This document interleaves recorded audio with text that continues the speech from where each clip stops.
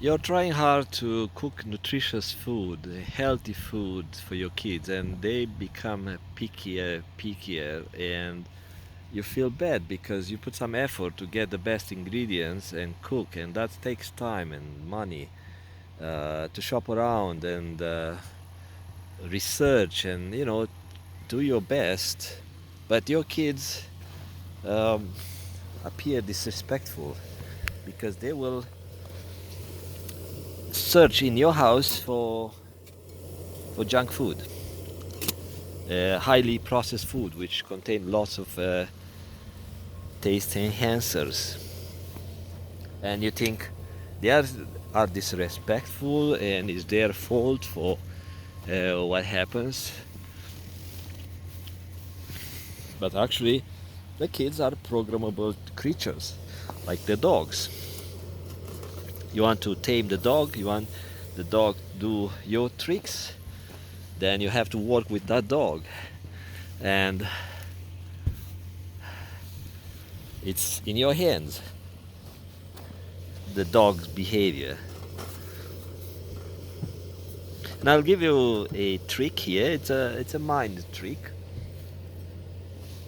Right now I'm boiling some water, but I'm not encouraging you to do the same thing. It's just take the idea of the mind, how the mind gets used and programmed with different information.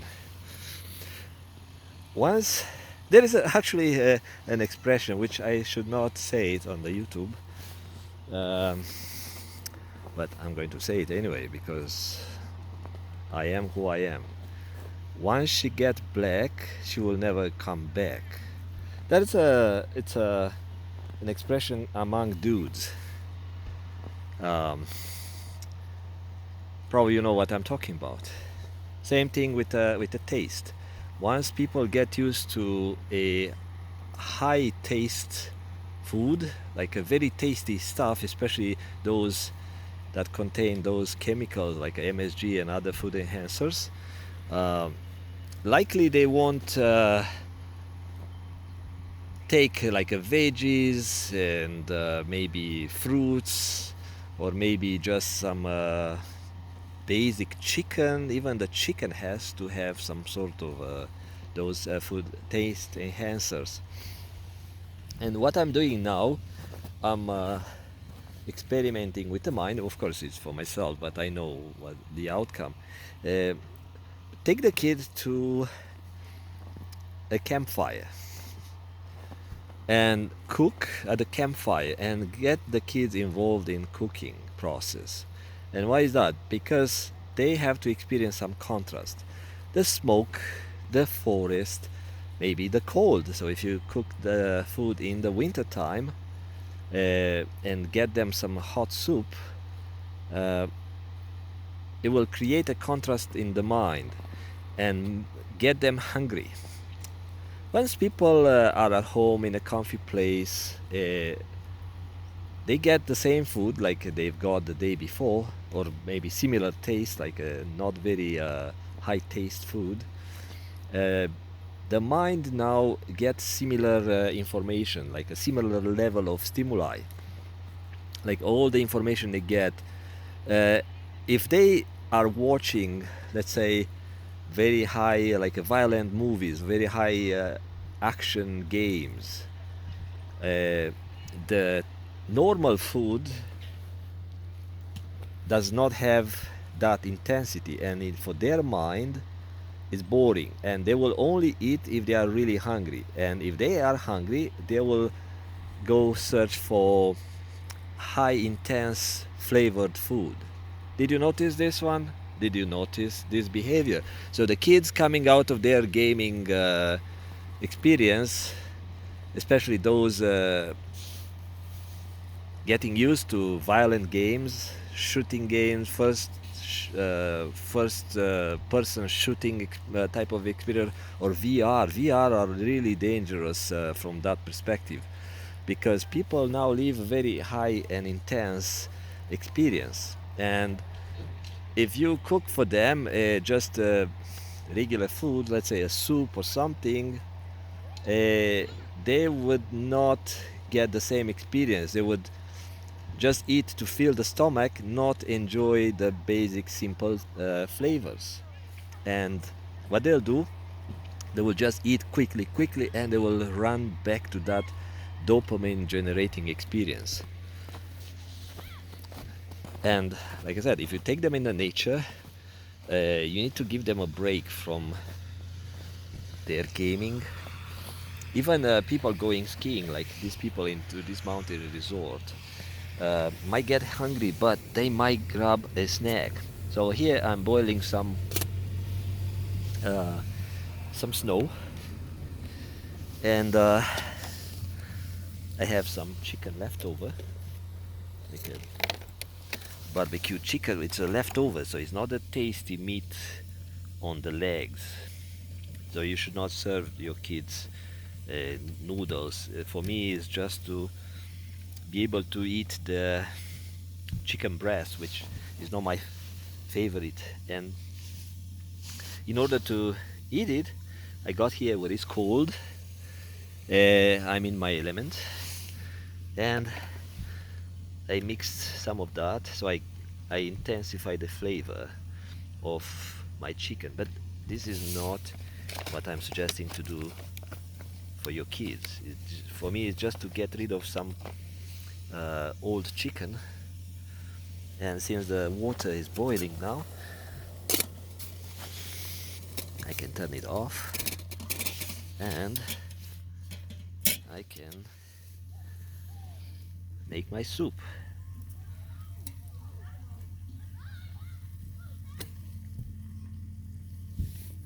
Yeah, see, for some reason it's exact to the line, like these entities from the universe knew how much snow to put into this bucket, just enough to fill my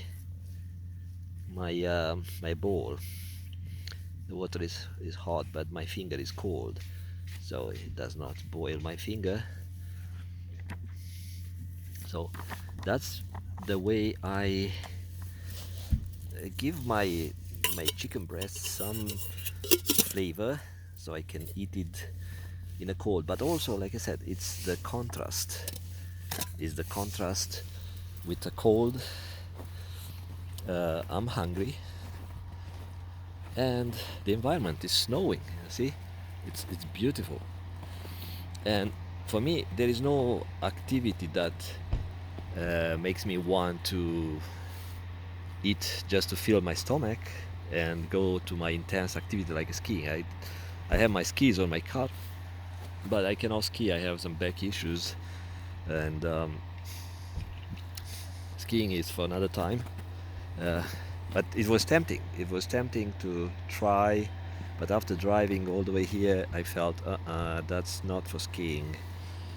And since my mind is not craving for high adrenaline or intense activity, then I won't have that contrast. So by contrast, my reference point for intense is the cold and the weather here, and that's good because um, now the hot soup is more intense experience, and a hot and spicy soup, and the chicken breast would be pretty good. I'm confident that I will enjoy my chicken and spicy soup.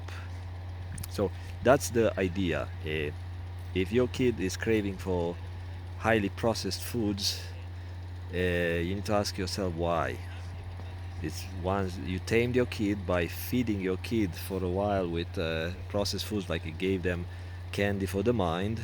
Uh, for some reason, maybe you went for long trips, or maybe you did not have food in the house.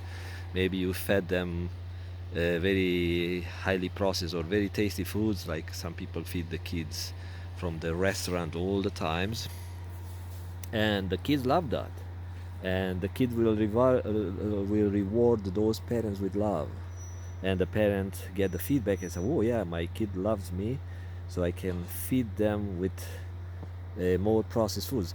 Mommy, mommy, can you buy me these candies? Mommy, mommy, I want those. And they will go with you shopping, and they will dump in your shopping basket, dump all the most unhealthy foods. And you, as a parent, see kid is happy, and they think, oh yeah, that should be okay. It is okay. I want my kid happy. Not a long time ago, I met a neighbor who went out to get drugs for a kid, and I know that I cannot be fooled when it's about this type of stuff and emotions. And that woman want the best for her kid, so she doesn't think of the long-term effect. She thinks how to make herself and her daughter happy, and so by uh,